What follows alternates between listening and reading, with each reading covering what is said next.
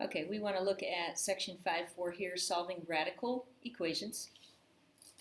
If you turn in your packet to this section, a radical equation is an equation that contains a radical, whether it's a square root or cubed root or fourth root, but it contains a radical and it has variables in the radicands. So how do we solve equations that contain that? Well, we give you steps right up here. You're going to want to look at those steps. Step number 1 is to isolate the radical on one side of the equation if necessary. For example, in example A here, the radical is already isolated.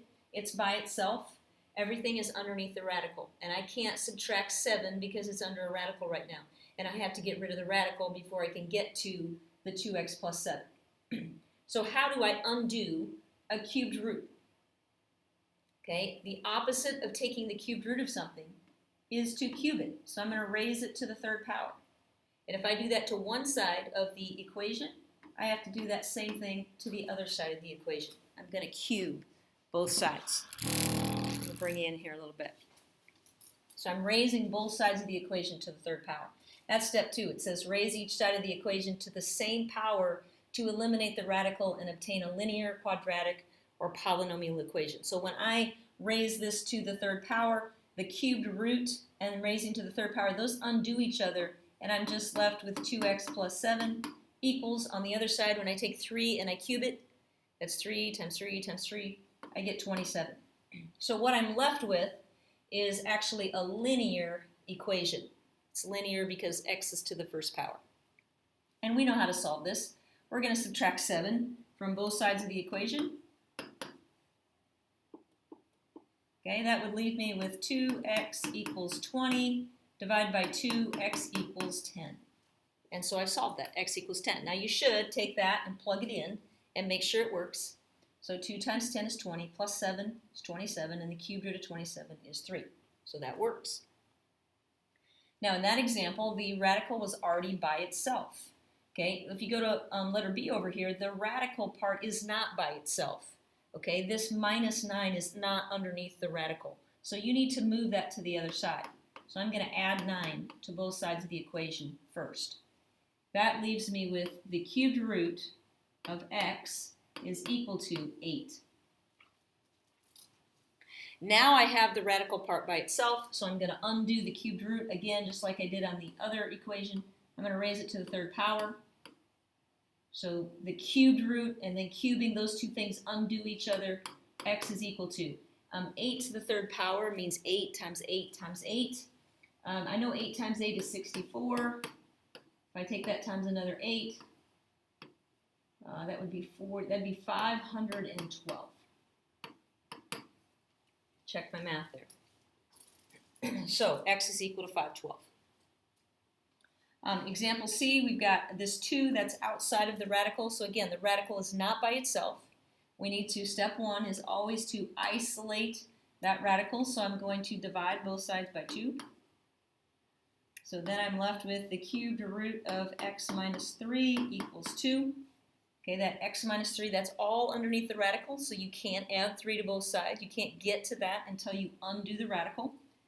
Okay, so again, I'm going to take the cubed root, I'm going to cube both sides. To undo a cubed root, we cube. Okay, those things undo each other, so you'd have x minus 3 equals 2 to the third power is 8. So I'm now going to add 3 to both sides, and I get x equals 11. Okay, this over here is a misprint. There shouldn't be an equal sign there. That should just be a plus. Make that a plus. Okay, so this should say the square root of x plus 5, and then minus 1 equals 3. Okay, again, so we're trying to isolate this radical, so I'm going to have to start out by adding 1. That minus 1 is not underneath the radical, so we add it to the other side. That leaves me with the square root of x plus 5 equals 4.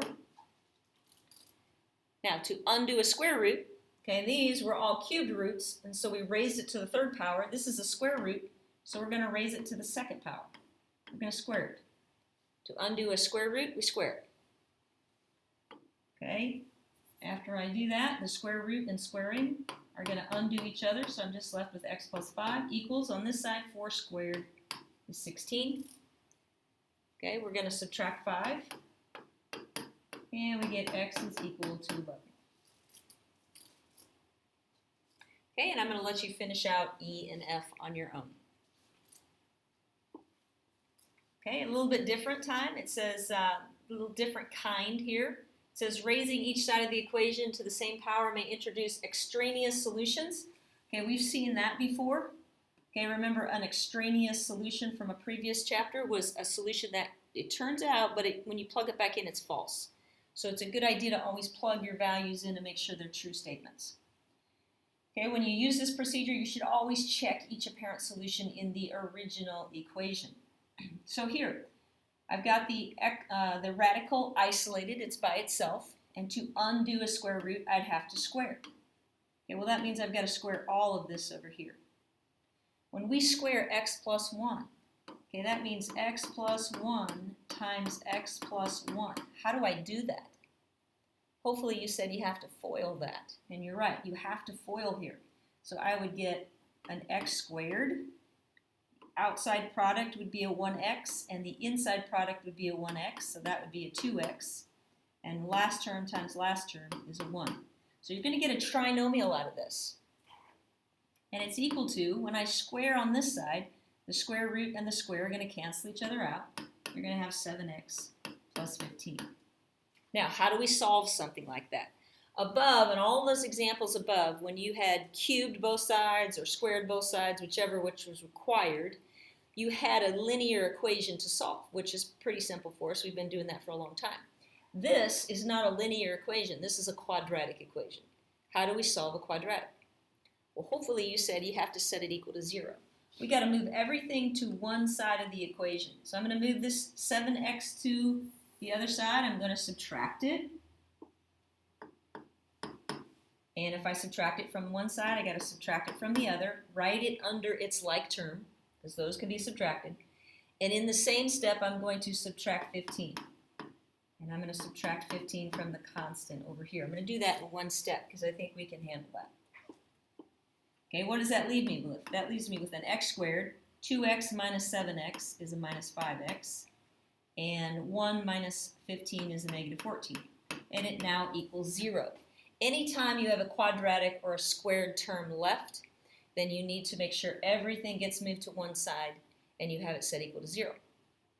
Now, there's different ways to solve from here. We can use the quadratic formula, or we can see if it's factorable. This actually is factorable. Okay, if you want to make the x and factor it, you can. I've done enough factoring to know that if I'm finding factors of negative 14 that are going to give me the negative 5 in the middle, that's going to be x minus 7 and x plus 2. And if this product, this times this equals 0, we set each factor equal to 0, and we solve. I'd have to add 7. So one of my solutions is x equals 7. And here I'd have to subtract 2 from both sides, so x equals negative 2. So I have two answers. Unlike the examples above where I had only one answer because it was linear, these, when it's a squared term, you're probably going to get two answers. And this is where you have to plug them in and make sure that they're both legit, or is one extraneous. So when I plug 7 into the original equation, go back here to the original. If I plug 7 in, 7 plus 1 is 8, equals. If I plug 7 in here, 7 times 7 is 49, plus 15. Okay, that adds up to 64, and is the square root of 64 8? Okay, you would say, yeah, that's true. Okay, so this is a legit solution. If I put the negative 2 in, negative 2 plus 1, that's going to be negative 1, equals, if I put negative 2 in here, I'm going to get negative 14 plus 15. That's the square root of 1. Is the square root of 1 equal to negative 1? And that's not true, right? So that is called an extraneous solution. It's not one that we want to keep. We'll throw that out, and my solution is x equals 7. Now this doesn't mean that one of them is always going to be extraneous. Sometimes you're going to have two solutions. Okay, and that's okay. But you do want to check both of your solutions to make sure one is not extraneous. Okay, A lot of work for these problems. I didn't give you enough space. Sorry about that. Okay, here's another example where I'm going to have to square both sides of the equation. Okay, when I square something that's taking the square root of it, they're going to cancel each other out. You're going to have 3x minus 2 equals. On the other side, when you square an x minus 4, that's x minus 4 times itself, which means you're going to have to FOIL it. First term times first term is your x squared. Outside product is negative 4x, and your inside product is negative 4x. That's going to add up to a negative 8x. Last term times last term is a positive 16. Again, it's a quadratic, so you want everything moved to the quadratic side, to the squared side, so it's set equal to 0. So I'm going to subtract 3x from both sides, and I'm going to add 2 to both sides. I'm going to do that all in one step. Okay? That means I'm going to have 0 equals, I still have my squared term I haven't done anything with, negative 8x minus 3x, that's a negative 11x, and this would be plus 18. And again, you want to check and see if that's factorable. Turn that so you can see it. We want to see if that's factorable. It actually is. If it's not factorable, we would have to use the quadratic formula. But it is going to factor. I'm going to get x and x. What are factors of 18 that would give me a negative 11? You can make that x if you want to and say factors of 18 that are going to give me negative 11.